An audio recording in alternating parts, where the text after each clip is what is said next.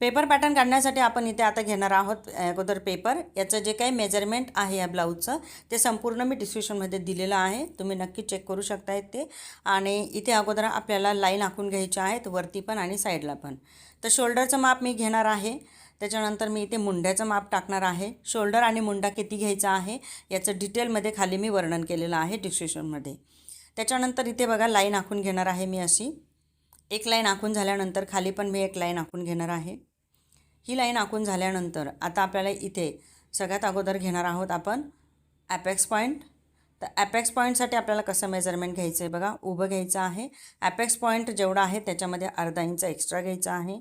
त्याच्यानंतर अंडर बसचं मेजरमेंट जे आहे त्याच्यामध्ये पण अर्धा इंच एक्स्ट्रा घ्यायचं आहे. आणि मग आपण इथे घेणार आहोत उंचीचं माप. तर 1 इंच उंची मी येथे एक्स्ट्रा घेत आहे. ठीक आहे, संपूर्ण डिटेल डिस्क्रिप्शनमध्ये आहे, तुम्ही चेक करू शकताय. आता हे सर्व लाईन जे आहे ते मी इथे आखून घेणार आहे. लाईन आखून घेतल्यानंतर आता इथे आपण एक एक मेजरमेंट टाकून घेणार आहोत. तर सगळ्यात अगोदर आपण चेस्टचं मेजरमेंट घेणार आहोत. त्याच्यामध्ये 1 इंच प्लस केला आहे आणि मग चौथा पार्ट घेऊन पुढे 2 इंच घेतलेले आहेत. त्यानंतर आपण घेणार आहोत वेस्टचं मेजरमेंट. खाली येणार आहोत. खालचं जे वेस्टचं मेजरमेंट आहे ते पण सेम असंच घ्यायचं आहे. जे काही वेस्टचं मेजरमेंट आलेलं आहे त्याच्यामध्ये चौथा भाग घ्यायचा आहे आपल्याला.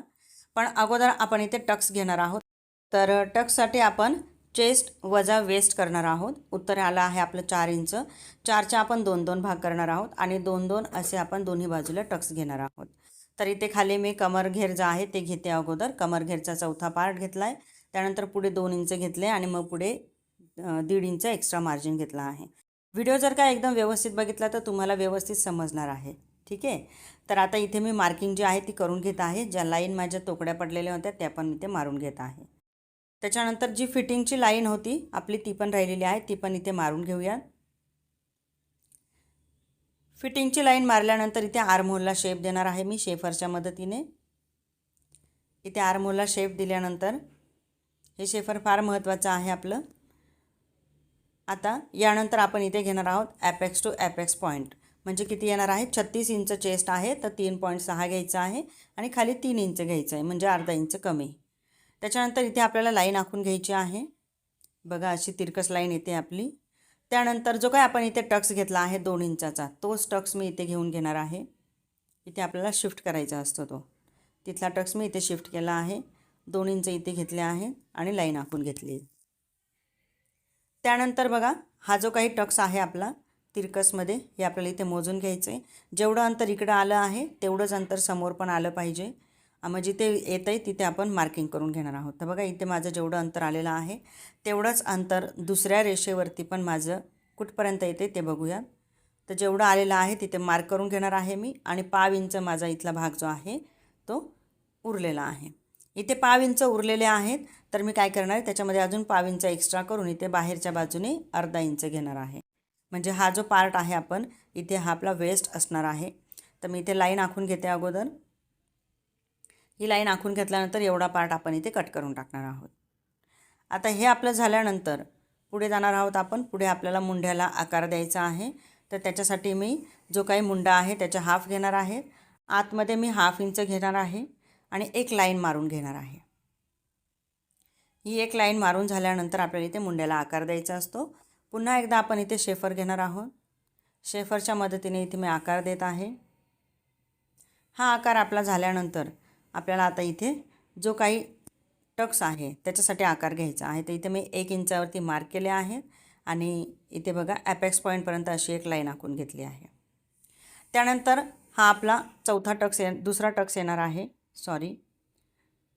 तर इथे बघा 2 इंचाचा आपला टक्स होता ना, तर इथे आपण त्याच्या हाफ घेणार आहोत आणि 1 इंचाचा टक्स आपण इथे घेणार आहोत. ठीक आहे, तर 1 इंचाचा टक्स मी कसा घेणार आहे ते दाखवते तुम्हाला. जी काही लाईन आपली होती ह्या लाईनमध्ये आपण इथे टक्स घेणार आहोत. तर बघा व्हिडिओमध्ये दिसतंय त्या पद्धतीने अर्धा इंचाचा दोन्ही बाजूला मी इथे टक्स घेतला आहे. कारण इथे 2 इंच आहे त्याच्या हाफ आपण इथे घेतलेले आहेत. ठीक आहे, आणि हाफमध्ये दोन्ही बाजूला अर्धा घेतले आहेत. आता इथे मी अशा पद्धतीने मार्किंग करून घेते टक्सची. हा आता आपला दुसरा टक्स झाला आहे जो की आपला आर्महोलकडे असणार आहे. 4 टक्सचं पॅटर्न आहे हे. आता आपण पुढे जाणार आहोत. पुढे आपल्याला तिसरा टक्स घ्यायचा आहे. त्या अगोदर मी इथे हे कटिंग करून घेते. पूर्ण जे पॅटर्न आहे ते मी इथे कटिंग करून घेणार आहे. आणि जो काही मुंड्याचा शेप आहे तो मी इथे कट नाही करणार आहे, कारण आपल्याला मुंड्याचा शेप अजून द्यायचा बाकी आहे. तर मी हे अशा पद्धतीने कट केलं आहे. त्यानंतर एक्स्ट्रा जी लाईन आहे ती पण इथे कट करून घेऊया. ही कट झाल्यानंतर आता आपल्याला मुंड्याचा जो शेप आहे तो चेंज करायचा होता ना, त्याकडे वळणार आहोत. त्या अगोदर इथे टक्स जो आहे तो कट करून घेऊया.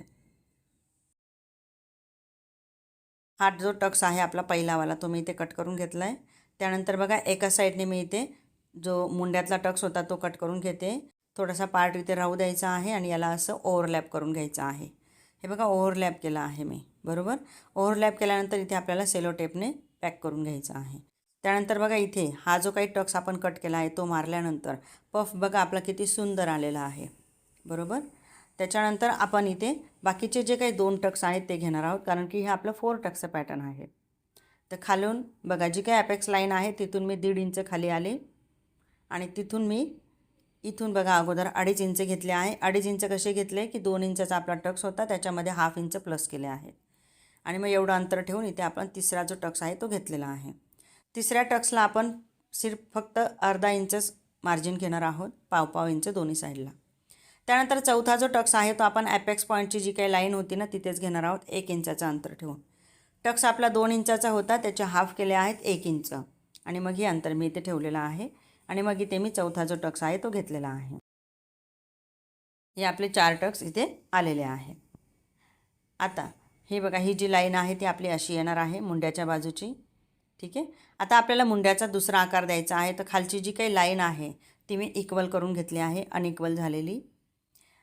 ही इक्वल केल्यानंतर इथे आपल्याला फिटिंगची लाईन मारून घ्यायची असते पुन्हा एकदा.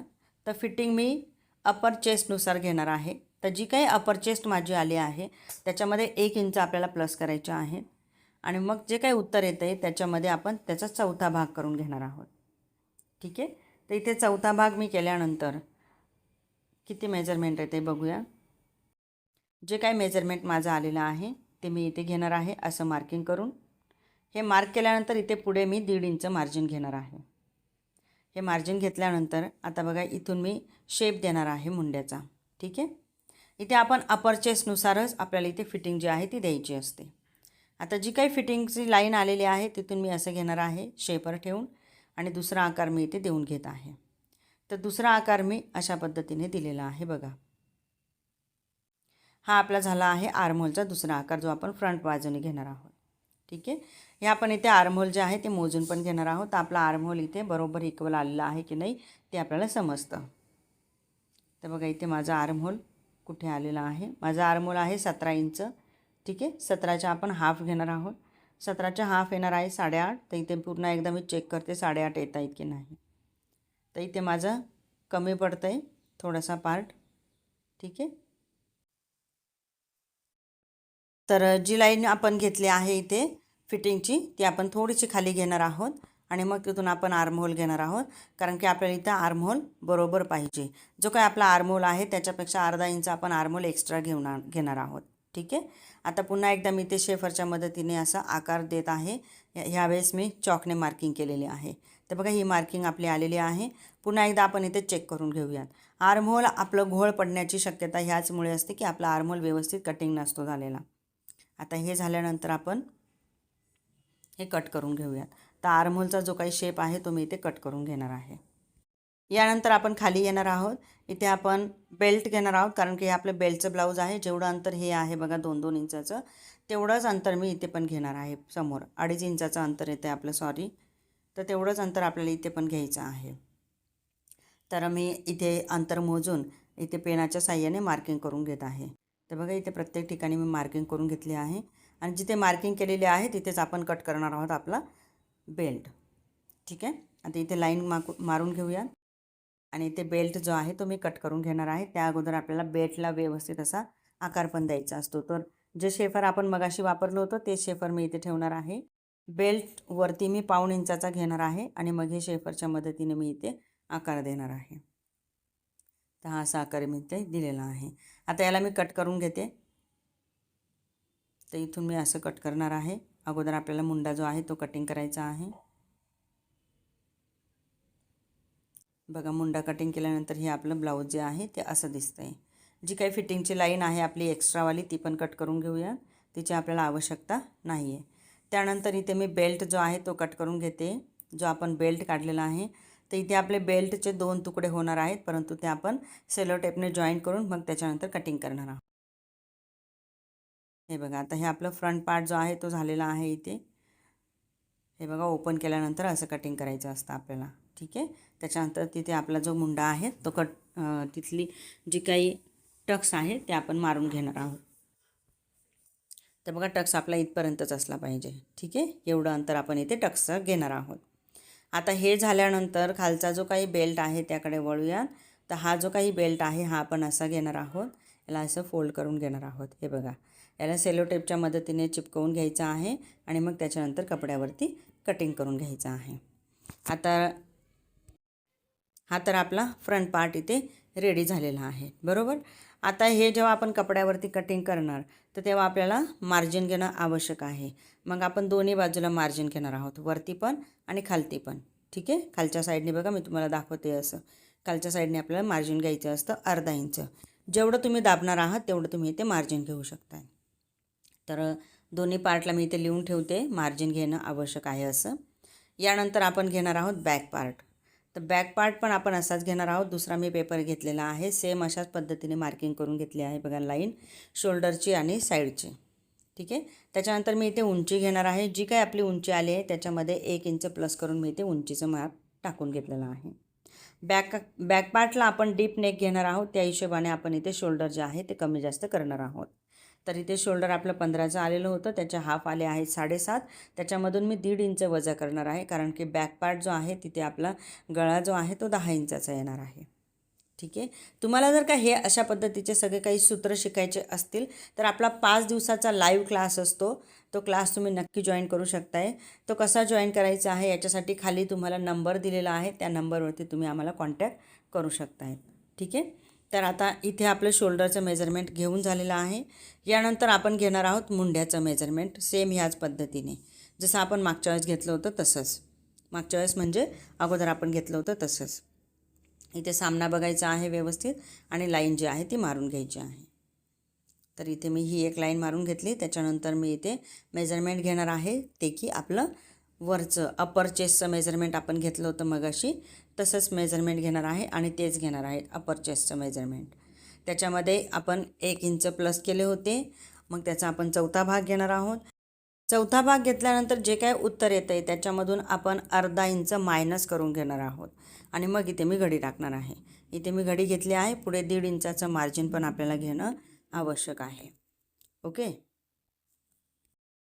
हे घेतल्यानंतर बघा मार्किंग केली, पुढे मी 1.5 इंचाची अजून मार्किंग केली आहे. हे आपलं मेजरमेंट घेणार आहोत हे एक्स्ट्रावालं मार्जिनसाठी.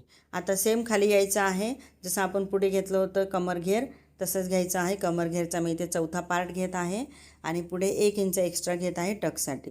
मागचा आणि पुढचा पार्ट नेहमी वेगवेगळा असतो आपला, त्याच्यामुळे मागचा आणि पुढचा पार्ट पेपर पॅटर्न कटिंग करत असताना वेगवेगळे कटिंग करायचे आहेत. एकत्र नाही जमणार, एकत्र नाही करायचे आहेत. आता इथे शेफरच्या मदतीने मी आकार देऊन घेणार आहे मुंड्याला. आता हे तर आपलं पॅटर्न रेडी झालेलं आहे. आता हे आपण इथे कटिंग करून घेऊयात. कटिंग केल्यानंतर आपल्याला इथे बघा मुंडा जो आहे तो चेक करून घ्यायचा आहे परत एकदा.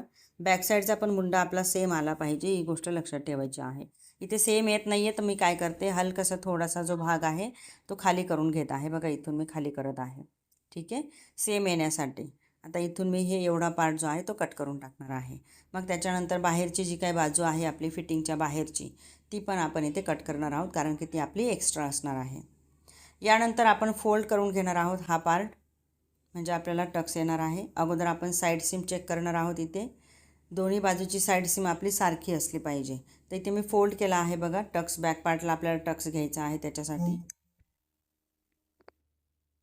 तर इथे फोल्ड केल्यानंतर आपल्याला इथे टक्स जो आहे अशा पद्धतीने घ्यायचा आहे. आता हे आपण असं फोल्ड करून घेणार आहोत. बघा तुम्हाला व्हिडिओमध्ये दिसतंय त्या पद्धतीने याला फोल्डिंग करून घ्यायचं आहे. असं व्यवस्थित असं पेपर जो आहे तो व्यवस्थित पकडायचा आहे आणि असं फोल्ड करून घ्यायचं आहे. हे फोल्ड केल्यानंतर आता आपण इथे साईड सीम चेक करणार आहोत. साईड सीम म्हणजे फिटिंगची जी काही लाईन आहे ती आपली दोन्ही बाजूला इक्वल असलं पाहिजे. तर ते आपण इथे चेक करणार आहोत. तर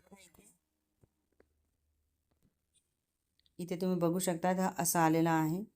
इथून मी काय करणार आहे, याला चेक करणार आहे. तर एवढा माझा पार्ट एक्स्ट्रा येणार आहे, कारण की मी दोन्ही पण बाजूला इथे मार्जिन पण घेणार आहे. ठीक आहे, तर माझा जो पार्ट आहे तो एवढा एक्स्ट्रा येत आहे. ओके, आणि अर्धा इंच माझं इथे टक्स पण राहणार आहे. तर एवढा एक्स्ट्रा पार्ट आपण इथे कटिंग करणार आहोत खालच्या साईडचा. तर स्केल आपल्याला पकडायची आहे अशी व्यवस्थित. स्केल बघा कशी पकडली आहे मी. इथे जो काही पार्ट आहे तो मी असा ठेवलेला आहे खाली, आणि त्याच्यावरती अशी स्केल ठेवून हा जो काही एक्स्ट्रा पार्ट आहे त्याच्यावरती मी व्यवस्थित मार्किंग करून घेते. म्हणजे तेवढा पार्ट आपण इथे कटिंग करून टाकणार आहोत. बघा, नेहमी आपला जो काही पार्ट आहे मागचा आणि पुढचा, त्याच्यामध्ये मागच्या पार्टची जी उंची आहे ना ती कमी असते पुढच्या पार्टपेक्षा. आता हे आपण इथे कटिंग करून घेऊया. हे तर झालं आहे आपलं बॅक पार्ट. फ्रंट पार्ट आणि बॅक पार्ट इथे आपलं रेडी झालेलं आहे. आता आपण इथे कटिंग करणार आहोत ती म्हणजे स्लीव्ज. तर 4 इंचाची मी इथे स्लीव्ज घेतलेली आहे. तर स्लीव्ज मी इथे कटिंग करून घेणार आहे. बघा, बॅक पार्ट फ्रंट पार्ट आपला इथे रेडी झाला आहे. खाली आपण बेल्ट पण घेतलेला आहे, बरोबर. तर चला, आता इथं मी पेपर घेतला आहे डबल फोल्ड, त्याला खाली मी लाईन आखून घेतलेली आहे. इथे मी उंची घेणार आहे बाहीची 4 इंच. त्याच्यामध्ये 1 इंच मी प्लस करणार आहे. बघा, बाहीची माझी उंची इथे आलेली आहे 4 इंच, आणि त्याचा जो काही मुंडा आहे तो घेणार आहे मी आपल्या चेस्टनुसार. ठीक आहे, त्याच्यानंतर बाहीची इथे गोलाई आपण मोजणार आहोत. बाहीची गोलाई होती माझी 12.5 इंच. तर इथे मी काय करणार आहे, 4 इंचमध्ये 1 इंच 1.5 इंच प्लस करणार आहोत, कारण की आपण ही जी बाही आहे ही बिना अस्तरच्या ब्लाऊजसाठी यूज करणार आहोत. तर हे माझं 36 इंच साईजचं मेजरमेंट आहे. 36चा आपण चौथा भाग काढणार आहोत. ठीक आहे, तर आता आपल्याला काय करायचं आहे, जो काही आपला उंची आहे त्याच्यामध्ये 1.5 इंच घेतल्यानंतर इथे खाली दंडघेर घ्यायचा आहे. दंडघेर आपला जो आलेला आहे त्याचे हाफ करायचे आहे, पुढे 1.5 इंच मार्जिन घ्यायची आहे. त्याच्यानंतर मुंड्यासाठी मी वरून मोजणार आहे साधारण 2.5 इंच. वरून म्हणजे बाहीचं जे काही मेजरमेंट आहे तिथून मी खाली 2.5 इंच मोजणार आहे.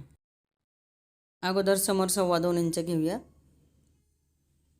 नाहीतर मग आपण एक काम करूयात, खालीच घेऊयात 2.5 इंच.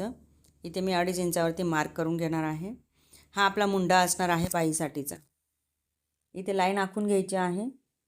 त्याच्यानंतर इथे आपलं जे काही मेजरमेंट आलेलं आहे 36चं, तर 36चा चौथा भाग आपण घेणार आहोत. तर 36चा चौथा भाग असतो आपला 9 इंच. तर 9 इंच आपण इथून कुठून घेणार आहेत बघा. तर जे काय आपले टोक आहे बाहीचं, जिथून आपण मेजरमेंट घेतला आहे तिथून घेणार आहोत. अगोदर 2.25 इंचावरती मार्क करूया तिथे आकार देण्यासाठी. त्यानंतर इथून 9 इंच आपण मोजणार आहोत. 36चं आपलं मेजरमेंट असल्यामुळे 36चा आपण इथे चौथा भाग घेणार आहोत. पुन्हा एकदा मी रिपीट करत आहे. तर तो चौथा भाग कसा घ्यायचा आहे ते बघूयात. तर इथून मी घेतलेले आहेत, आणि मग ही जी काही लाईन आहे तिथे मार्क करून घेते. तिथून पुढे आपण 1.5 इंच घेणार आहोत मार्जिनसाठी. त्याच्यानंतर आपण काय करणार आहोत, इथे जो काही आकार आहे बाहीचा तो देऊन घ्यायचा आहे. मार्जिनच्या लाईन मारून घ्यायच्या आहेत, आणि इथे मी बाहीला आकार अशा पद्धतीने देऊन घेणार आहे. एक आकार दिल्यानंतर इथे दुसरा पण आकार द्यायचा आहे मच्छचा, ज्याला मच्छचा आकार म्हटलं जातो. तो आपण अर्धा इंचावरती घेणार आहोत. आता इथे मी दुसरा पण आकार जो आहे तो देऊन घेते. हे आपलं झाल्यानंतर ही जी बाही आहे ही कटिंग करूयात. तर आज आपण बघितलं की पेपर पॅटर्नमध्ये 4 टक्स पेपर पॅटर्न कशा पद्धतीने काढायचं आहे. ह्यानुसारच आपण कटिंग करणार आहोत ब्लाऊजचं. तर त्याचा व्हिडिओ पण आपला उद्याला येणार आहे. तर त्याच्यामुळे जर तुम्ही चॅनलवरती नवीन आलेले असाल तर चॅनलला सबस्क्राईब नक्की करून घ्यायचं आहे. त्याच्या बाजूचं बेल आयकन पण प्रेस करून घ्यायचं आहे, जेणेकरून येणारे आपले जे काही व्हिडिओज असणार आहेत नवीन, त्याचं नोटिफिकेशन तुमच्यापर्यंत मिळून जाणार आहे. तर आज आपण इथे 4 टक्स पेपर पॅटर्न काढला आहे, ज्याच्यामध्ये बॅक पार्ट फ्रंट पार्ट दोन्ही पण आलेला आहे. तर चला भेटूयात पुढच्या व्हिडिओमध्ये. तोपर्यंत बाय बाय.